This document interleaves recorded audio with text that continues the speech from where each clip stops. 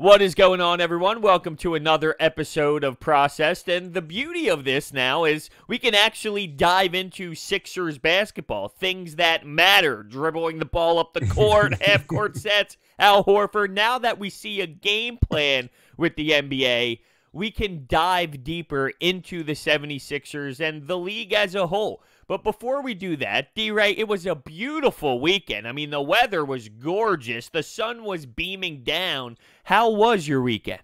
It was great, bro. It was great. I was with my lady on Saturday. You know what I mean? Went over to my partner's house. We took the dog out to some weird dog park out in Downtown, but it was the best. Like, it was the most relaxing thing.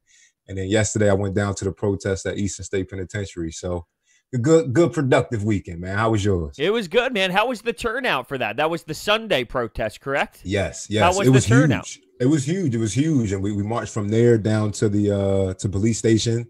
And then another group had joined us.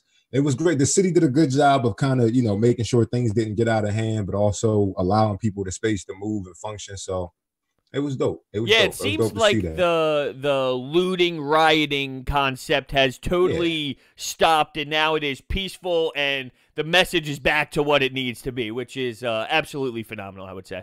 Exactly. I mean, they had to weed out the bullshitters, but right now it's about real change in a positive way. So, like I said, it was a great weekend. On Saturday, I wasn't there for that Saturday protest, but that turnout was that shit. Yeah, that's the one. Yeah, I was going to say, that's the one I think I saw on Twitter where it was just going and going and going, and it made Twitter all over the place. I mean, it was blowing up. And then I think there was also one on in San Francisco on the Golden State Bridge, right? Yeah, they shut down half of the bridge. Shit, the one on Saturday, Matisse Thybulle was there. Kyle Lowry showed up and walked with Matisse and Tobias Harris.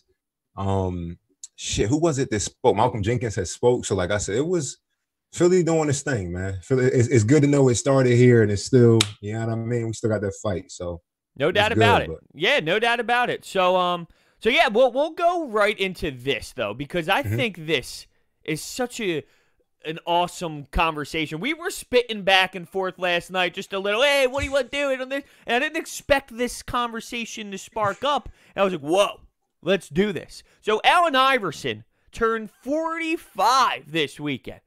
Other Jordan number. Oh, Allen Iverson. I mean, this guy was so unbelievable and iconic. And you were in the barbershop with the boys, and what question was asked? So I see a picture of MJ, Kobe, LeBron, and Steph, and I immediately go off. Tired of these young boys disrespecting people. Why the hell ain't AI on this? So then when he stopped, my barber kind of argued with me, played devil's advocate for Steph. He said, when you think about it, Steph changed the game more than AI.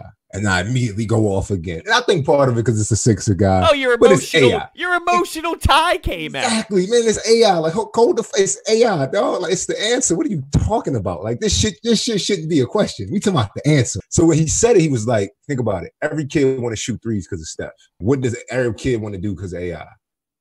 And then I went to get mad again. I stopped. Shit. You know what I mean? Like, he got me. I think he's right. He said, who do you think influenced things more? I got to ask you, bro, who do you think influenced things more? Because I still hold on to my AI bias, but I got what he was trying to get at. Yeah, well, I responded to your text with, is it fair to say this? Steph Curry changed the actual play of basketball more. Allen Iverson changed culture, because even me, back then, I mean, I'm 6 years old, 7 years old. I'm playing basketball in my driveway. And keep in mind, I was a hockey guy. I wasn't even some huge basketball fan.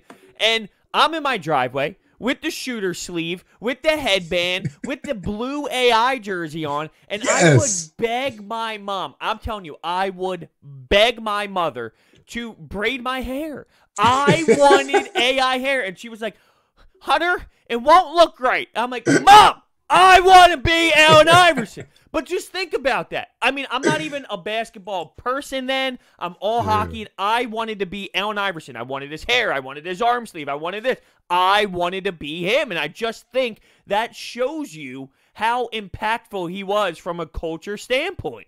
Facts, bro. And that's what he broke it down as. That's what that was the compromise in the argument. I was like, I see what you're saying. It's funny. It's a picture of this kid. He shows up to a game. This little white kid. He has braids. He has the fake tattoos. He has the jersey on, and that picture kind of personifies this man transcended the game, kind of like Mike did. It was big. He was bigger than the game. But as far as the influence on the game, I give y'all that. Steph. When he said that everybody wants to shoot threes because of Steph, that is the truth. But it's AI, man. That shit was hard to, you know what I mean? You know, like you get to an argument, it's just hard, man. Whatever, you know what I mean? Just fade it back. Yeah. I was gonna say that's how you know you lost, right? You're like, man, just exactly. Let's talk about something else, man. That's so great. But we talked about how when you went to the Sixers practice facility, there was a 4-point line. Yeah. That's because of Steph Curry. I don't think the 4-point line's even a conversation if the league didn't transition to what it did now. Like, when you think about AI's game, could you ask the question, is there a Steph Curry without Allen Iverson due to their size? I don't know. I don't know if AI's size was a reason why Steph Curry came into the league. That might be a little bit of a reach. What do you think? I feel like AI... I feel like to act like any of these guys couldn't be here without the guys before is BS, because even LeBron will say he grew up watching Jordan, idolizing Jordan. Influence is influence.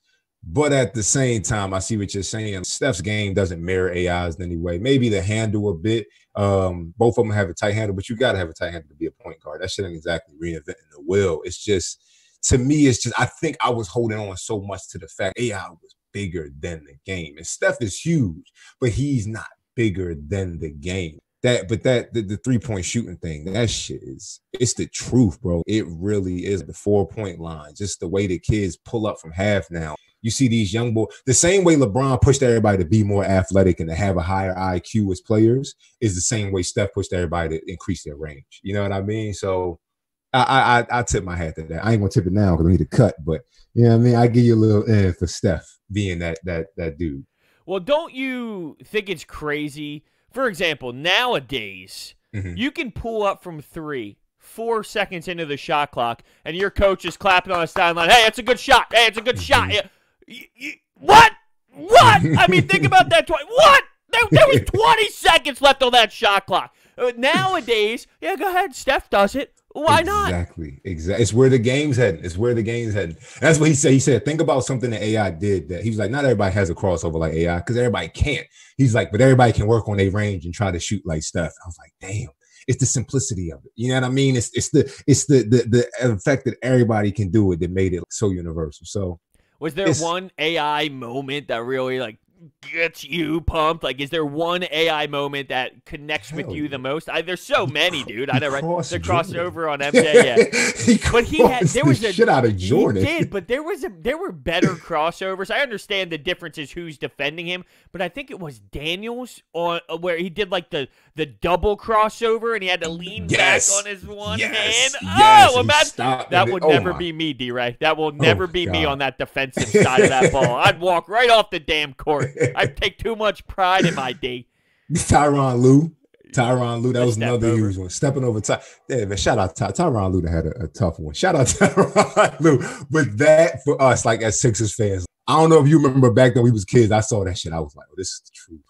This is the truth. You know what I mean? We see Ty Lue, and that's all we think about. Exactly. I mean, this guy wins championships with LeBron. All I think about is his ass getting stepped over. That's all I think about. And there's nothing else I will ever see when I look at his face. And by the way, I can't stand the way he wears his suit and tie. He looks choked up all the time, right? It's like, dude, lay a little loose. Lay a little loose. Give too him close hell. to the neck.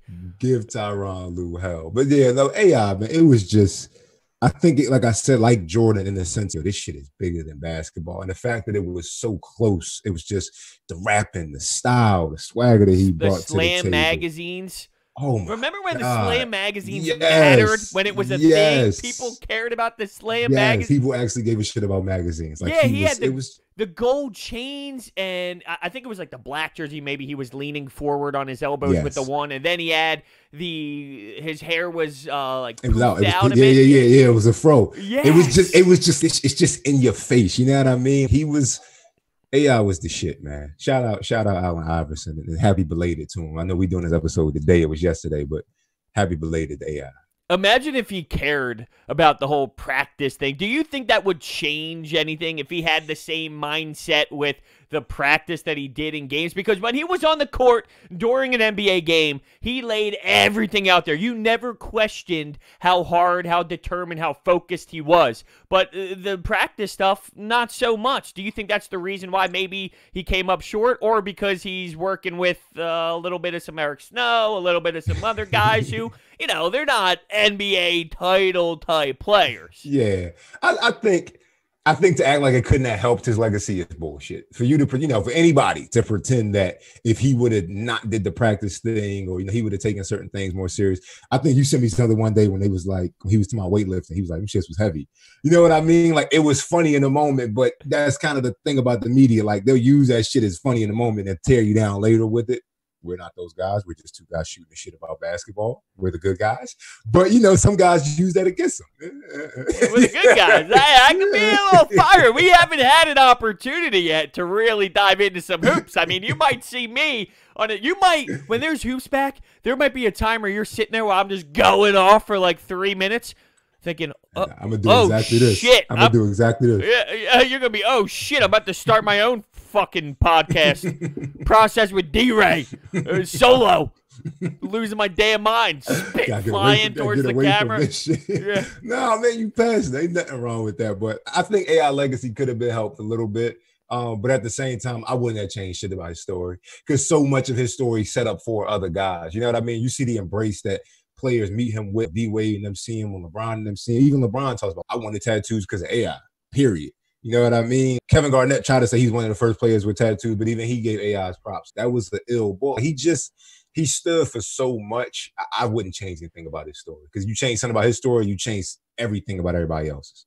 I wonder if he gets enough credit with the new generation. I feel as if the new generation of fans don't realize, and I think this kind of goes perfectly with our conversation. Maybe it's because he wasn't changing the game enough on the floor, and it was more social stuff, that kids today don't really understand how important Allen Iverson was. Everyone's going to know about Steph Curry, LeBron, Michael Jordan, and those type of players.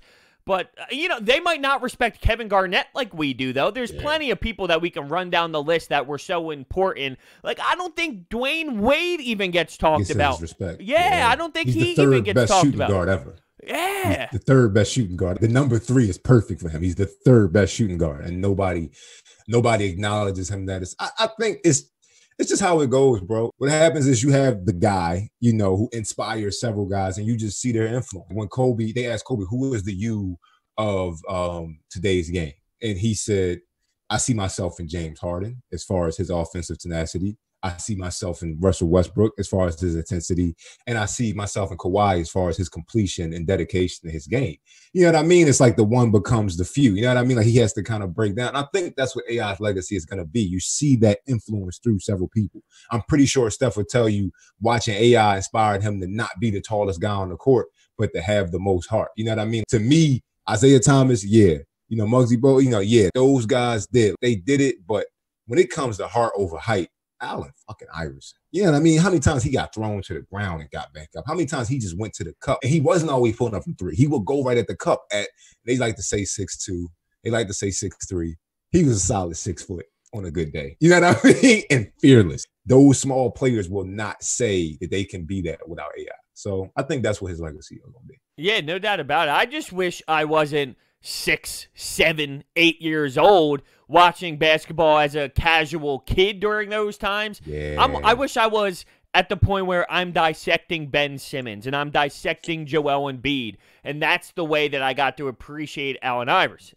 You beat me to my next question. I was about to say, so with that being said, what is your biggest critique of his game?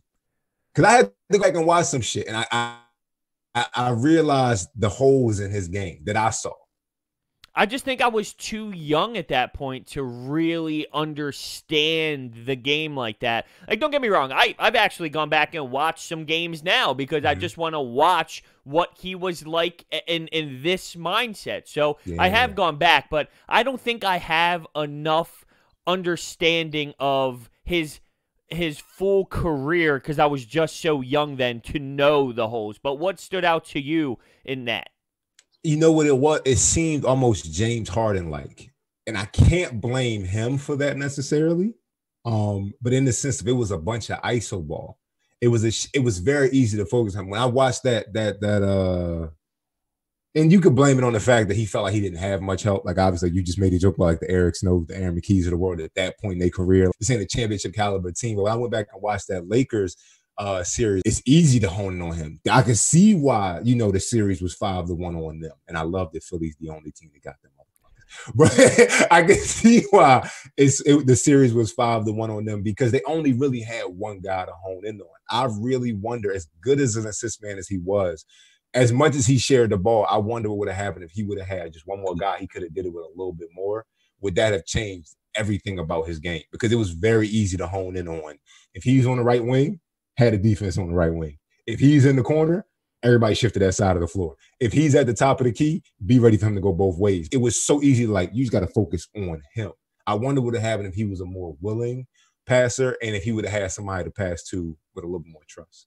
Because I think that shit would have changed everything. Yeah, no doubt. I think having another piece on that team that other players had to respect more would just open up the floor insanely. If you shut down one guy, you're going to end up shutting down the entire team, essentially. Exactly. Like, he was good, but he wasn't MJ, Kobe level of, being able to win 4 games in a 7-game series if the other team dialed in on him completely. You know what I mean? That's no knock on him. It's just that's just the reality of it, That's what it is, bro. So, hey, there's Allen Iverson, 45. You know what's funny, though?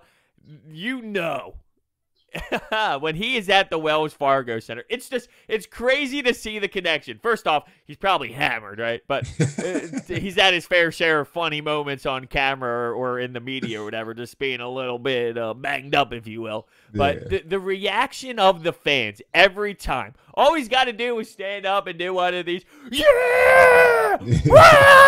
like the place just goes crazy. He just, one of these. He's got to be the bell ringer every single playoff game. The place will erupt. Yes. He's the shit. He's a Philly here. I honestly think there's going to be a statue one day of Allen Iverson in Philly. And I wouldn't be. Yeah, of course. There's a place that it can go. You know what I mean? We're going to throw one out. Exactly. You put one in, baby. Exactly. Let's go. Let's go. It's him it has to be the step over. Oh, him stepping over. It has to be the step over. Ooh. It either has to be the step over or a young him right before the crossover. I think that would be hard. And with the fro before the braids, so he had the little mini fro. Now, do you think I could pull off the braid look? Because my mom was clearly anti. But I mean, come on, 6'7", I think you should. Throw a little braids in there with the headband, with the NBA. Now, if I went headband, I'm not NBA logo right in the front. If I went a little side, does that add swag to it? Yeah, hell yeah. Right. Listen.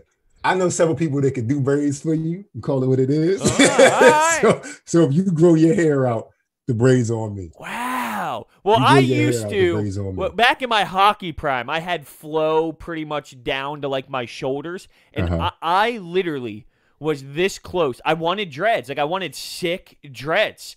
But I just never pulled the trigger on it because I think with the hockey helmet, it wouldn't look right. Like, that's not good swag. And I was thinking, like, swag on the ice. Like, you just don't see it. It's very uncommon. It's not normal in the hockey world to have dreads flying out of your helmet like that. So I was like, you know what? I got the sick flow. I'll keep the lettuce like I have it because I would get, sick flow. But thanks, buddy. You know what I mean? Like, just going out there, stick handling. That's what you do.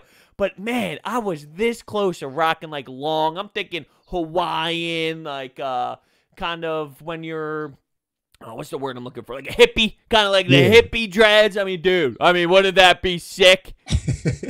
Am I an asshole? I can't co-sign that. No. The braids, All right. Dreads. All right, well, look, I didn't do it, so I didn't do it. Fuck. God damn it. Now I'm all pissed off.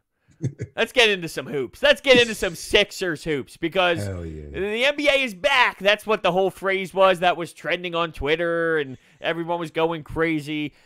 I love the fact that we can just have Sixers conversation again and actually talk about the team. And I want to start with Ben Simmons because he had the injury, and we didn't really know what the injury was. A few weeks back, we heard Elton Brand speak about possibly, what did he say? He's optimistic was the word that Ben would be back, and that kind of concerned me as if optimistic. Hey, he should be ready to play by now because if the season moved forward, you're telling me that there was a chance he wouldn't be able to play second round of the playoffs? That's absolutely insane. Then we find out he's throwing up because of back pain, which is nuts as well. The thing that I guess the question is it ridiculous to think that the Sixers can actually make some noise when they return when you factor in, well, you're getting a healthier Ben Simmons? I hope so. I really hope so. I'm not going to lie to you, bro. I feel like, and I hate to play devil's advocate here. No, that's the point of this. Season. Yeah. Do it. As excited as I am for the season to be back, there's several things that can go wrong. And that's probably at the top of it. You know what I mean? If he's not healthy, or even worse, if he re-aggravates that back, you know what I mean? It's like, what does that mean for the long term? And we know, you've seen it with Amari Stoudemire, you've seen it with other bigger guys. Like, those back injuries are something that really have to be taken care of. And not saying I'm not for putting him out there, you know, and letting him really test it out. I think it's been long enough now. I think he'll be good. But, like, if that shit goes south, we got a much bigger problem on our hands than just these next couple games. Yeah, my big thing is to expect him to come back and be 100% Ben Simmons. You're not going to get that. And I don't even know if you'll ever get that because people with back problems, they wake up every morning like, oh, God damn. You know what I mean? Like every day you get people with back problems that have that sort of pain all the time. So, and that's not to say he can't be 92% Ben Simmons. Like, he's still young, right? It's not as if he's 36 with this back problem. He's a younger guy, so he might be able to move forward with it quicker rather than others. It's just a big-time concern, though, because you just don't know. And you mentioned re-aggravating it. If you're talking about you play the 8 regular season games when the season comes back, you see a first-round series against Boston or Miami or whoever, and Game 3, Ben Simmons is leaving the game, walking back to the locker room.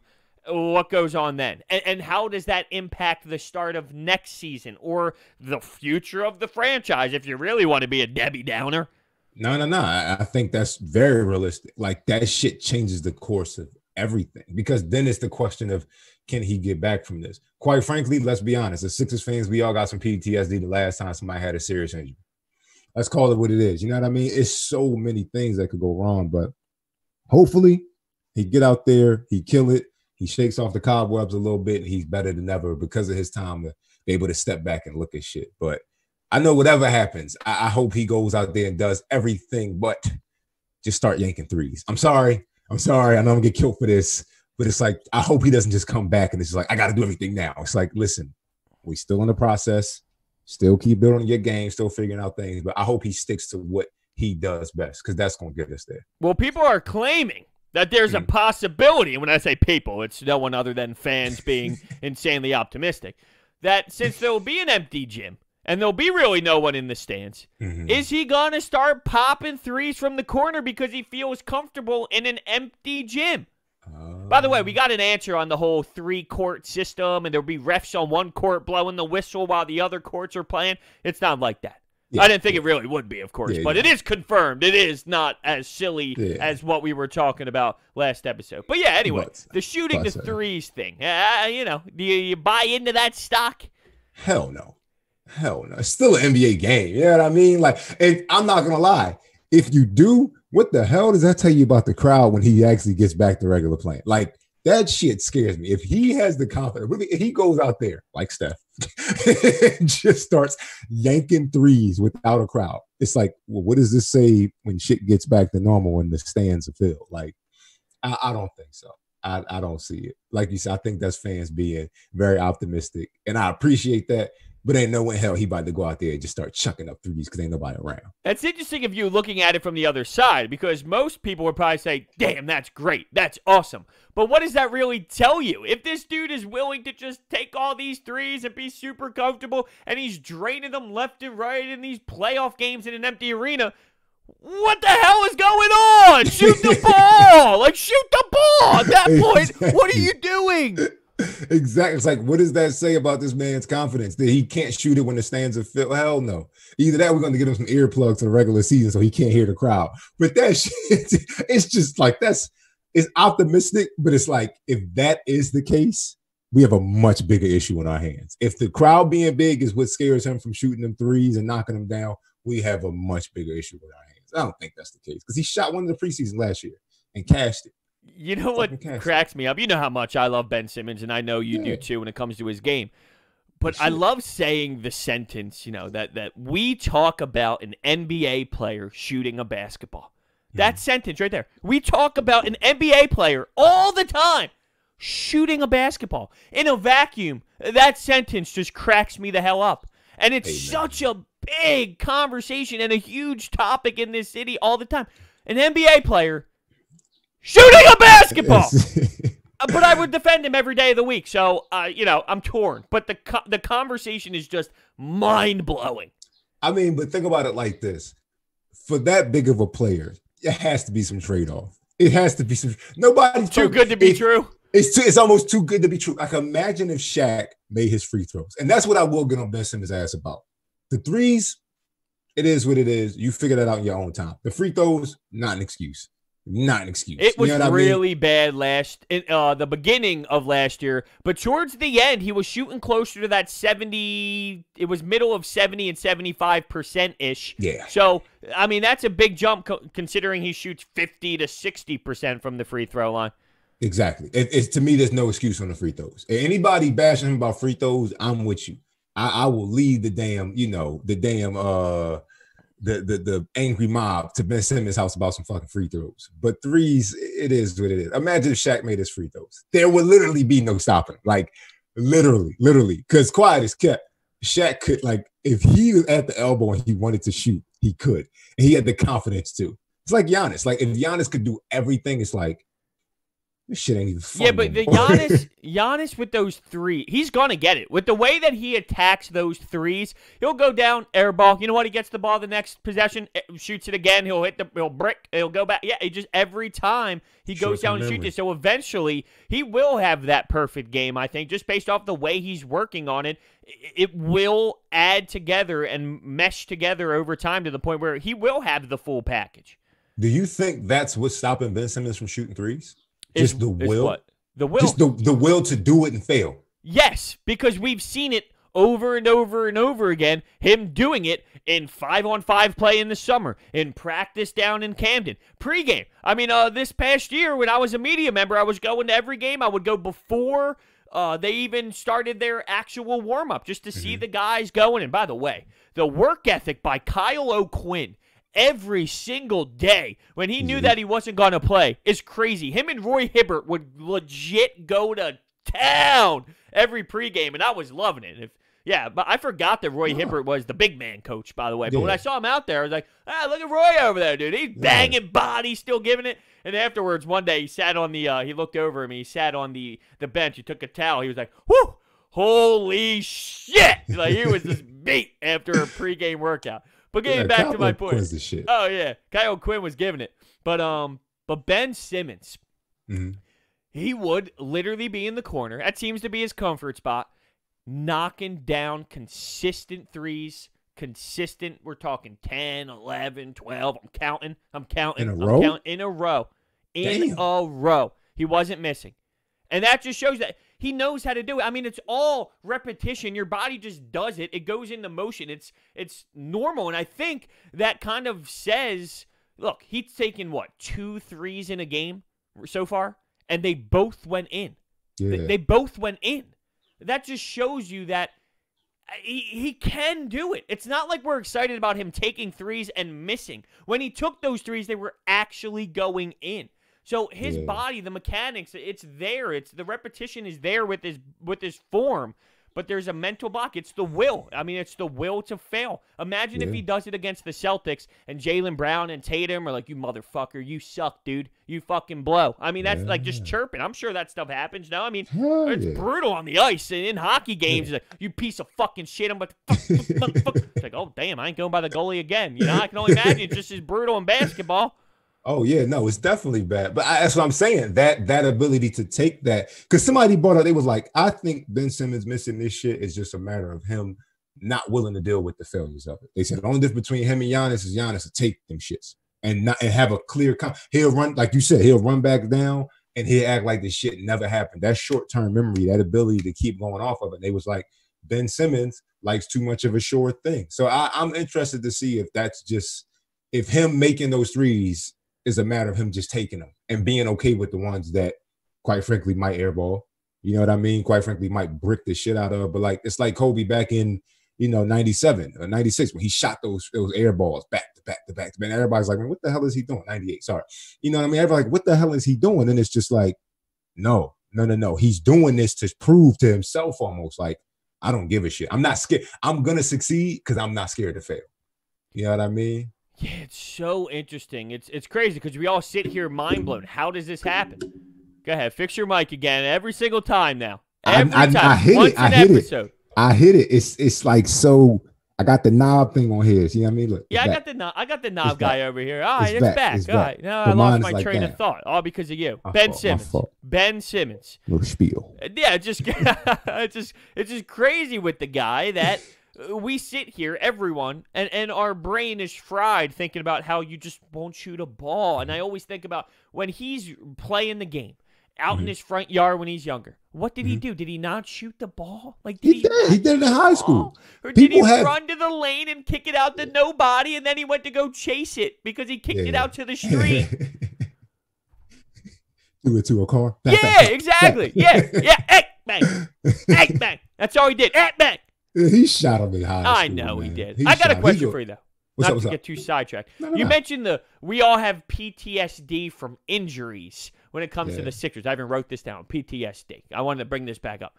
Okay. Which player instantly went to your mind when you mentioned that? Markelle Fultz. Yeah, see, I had a different answer. I figured you went Fultz. You know what I went with? And this is weird. I don't know why this is, and I don't think that his injury was definitely impactful. I went with Andrew Bynum. I went with Andrew Bynum, dude, the damn bowler. I knew it. I was like, hold on. I was like, who else had an injury that was really in question? I remember how high Sixers fans were when we got Andrew Bynum. It was like, oh my God, we got a pseudo, great value version of Shaq. He's going to do this. He's going to do that. And he didn't play. That's when people kind of knew like, oh, it's some dog days coming. You know what I mean? Like it's some shit coming. Get ready. You know what I mean? Like, dang, I forgot all about him, bro. Bynum, dude. And think about how this changes history. I mean, if Bynum plays, do you get Ben Simmons? Do you get Joel Embiid? Do you get the process years the way that it went down? You don't. So that trade-off, Bynum, for the whole Ben Simmons, Joel Embiid phase of the Sixers, and I'm sure people are screaming right now listening, this team sucks. This team's awful. I don't want any of them. Yeah, okay. They don't understand how actually talented that this team is, even though they're frustrating. Where the Sixers are as an organization is no laughable spot at all. This is the start of it. The whole Bynum thing going down, you know? Yeah. No, I forgot. Like I said, I ain't gonna lie. I don't know about you, bro. I knew they was tanking when they got rid of Iggy that year after he made the All-Star game and then Drew Holiday the next. That's when I was like, this shit's about to go down. You know what I mean? I don't know when it's going to get back up. I'm not going to lie. I had the fear of God in me that we about to be like the Knicks. Well, this just shows how good the Sixers really have been in this situation because the Knicks are still trying to do it. There's teams that are still trying to do it. The Sixers did it. They stunk for 3 years. You know, like they were awful. Like I'm talking awful for 3 years. And now we have 50. They almost won like, what was it like? Wasn't it one season they only won over like 10 wins? Was it 10 wins? Something like that, dude. Yeah, I mean it was. I remember thinking like, yo, they're not gonna crack double-digit wins. No, we'll look it up. Damn. We'll look it up as I'm looking over here. All right, here's the franchise books. We had 2015-16, 10-72. So look, here's what I always defend about the process. 2013, they started it. They went 19-63. That's a really bad record, of course. The following year, 18-64, 15-16, 16, that's their season, they went 10-72. From there, the Sixers were entertaining again because Embiid came back and they won 28 games the following season. So for 3 years, you stunk. And then now you're winning 50-plus games every single season and making the playoffs consistently. I just never understood the narrative that, oh, we tanked for so long, we could never, ever experience good basketball. I mean, if you were going in the 8th, 9th, 10th seed in those 3 years and not being able to land Ben Simmons and Joel Embiid, you'd be screwed right now. It's the same thing. Those are the same fans that the moment that Markelle got drafted, they was like, we're going to the finals. Or the moment Ben Simmons got drafted, it's like, he's better than LeBron. It's like, listen. The shit ain't made as fast as the cheesesteak, all right?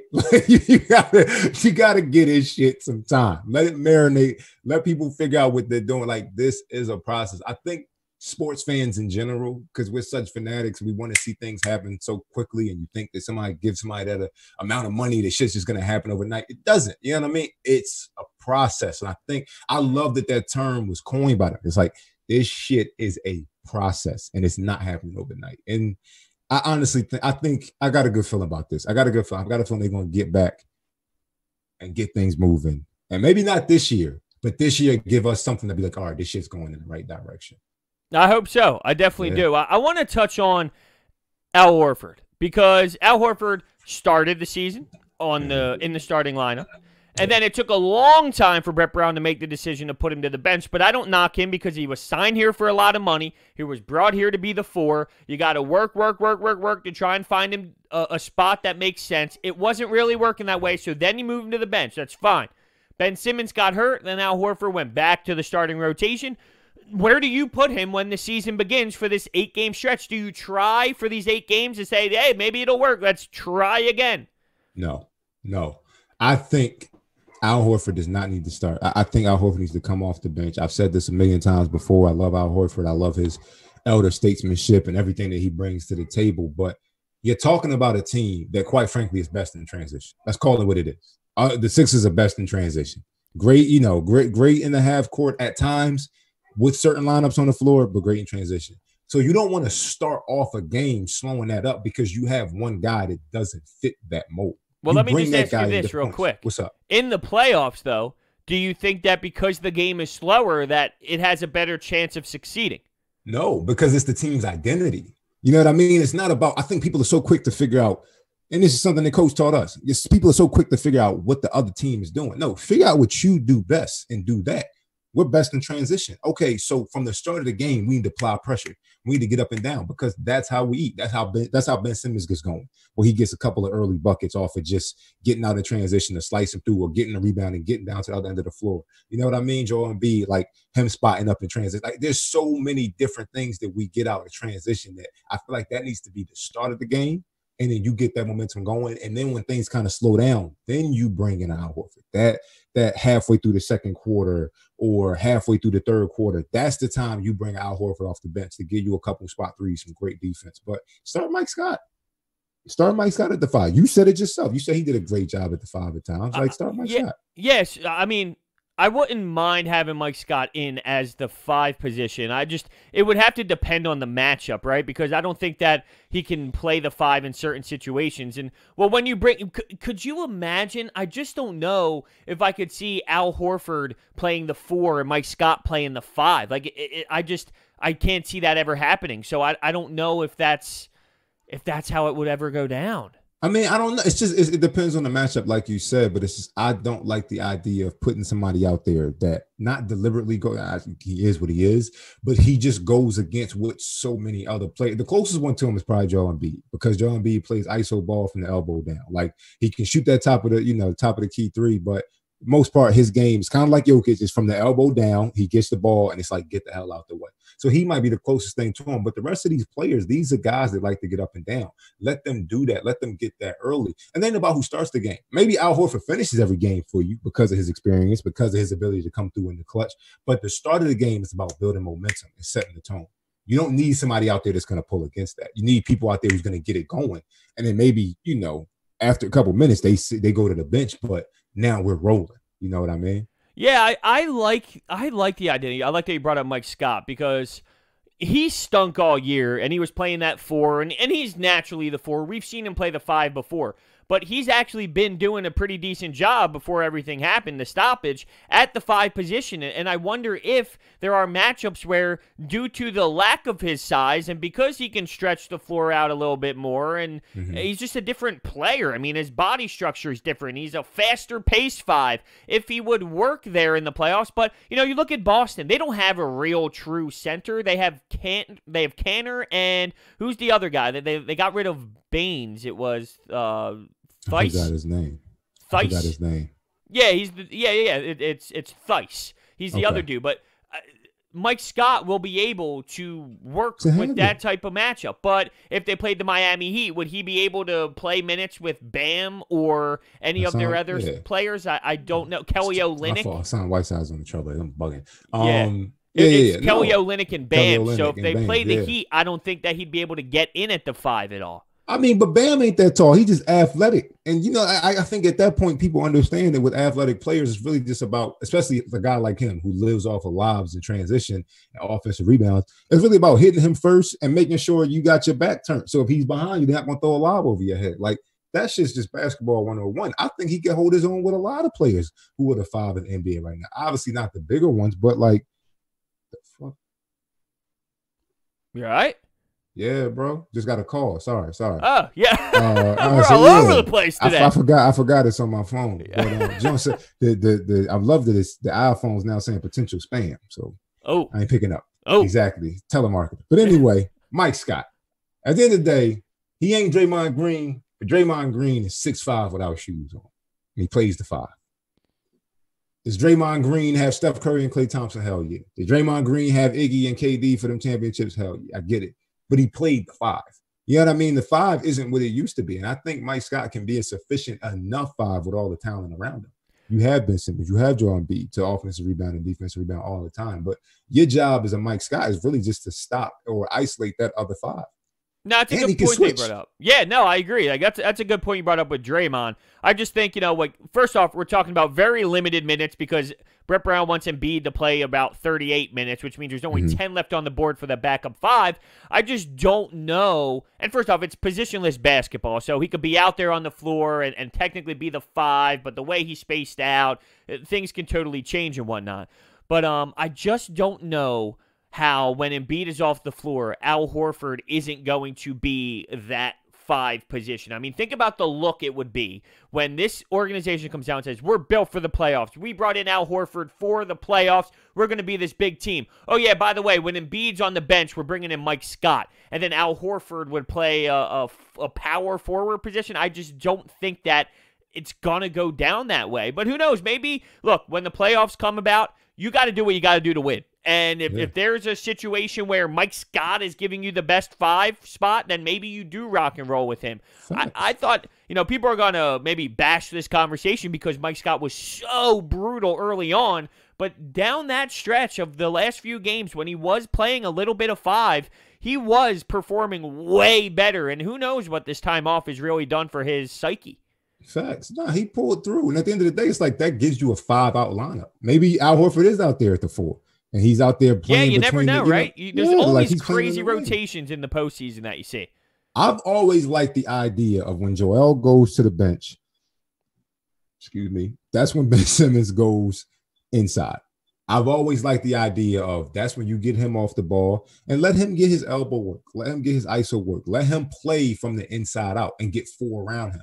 Or you go 4 out. I mean, the problem with Ben Simmons being 4 out is they're not respecting him. So you always have a guy who's going to be on the help side defense. So anybody who drives, he's ready. You know what I mean? And it kind of isolates him from being an offensive rebounder because if somebody throws up a shot, he doesn't have a clear run at the basket.